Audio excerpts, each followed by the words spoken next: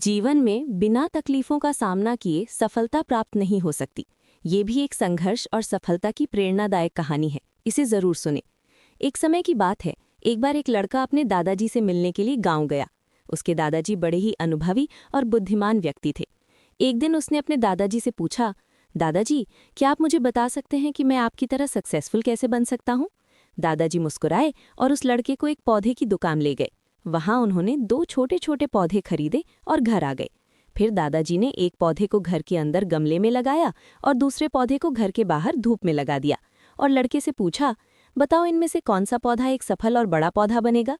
लड़के ने थोड़ी देर सोचा और जवाब दिया, घर के अंदर वाला पौधा, क्योंकि वो सभी प्रकार के खतरों से सुरक्षित है, जबकि बाहर के पौधे को बहुत सारे चीजों से खतरा है, जैसे तेज धूप, आंधी, तूफान, बरसात और जानवरों से।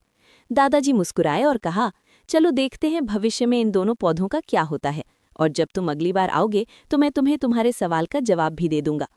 इसके बाद वो लड़का गांव छोड़कर शहर आ गया और अपने स्टडी में व्यस्त हो गया। ठीक 2 साल बाद वो फिर अपने दादाजी से मिलने वापस गया और कहा, दादाजी, पिछली बार मैंने आपसे पूछा था कि मैं आपकी तरह सक्सेसफुल कैसे बन सकता हूँ। उस समय आपने कोई जवाब नहीं दिया था, पर आज आपको जवाब देना ही होगा।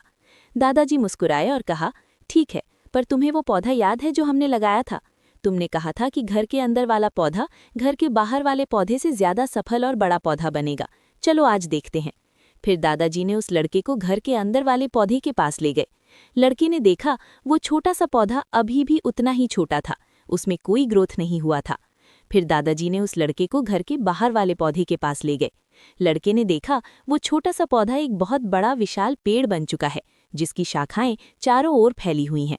फिर दादाजी ने कहा, देखो, घर के बाहर वाले पौधे ने बहुत सारे समस्याओं का सामना किया, जैसे आंधी, तूफान, बरसात, तेज धूप इत्यादि, पर इन सभी समस्याओं ने इसकी जड़ों को और भी ज्यादा मजबूत बना दिया है, और आज ये इतना मजबूत है कि कोई भी आंधी या तूफान इसका कुछ नहीं बिगाड़ सकते।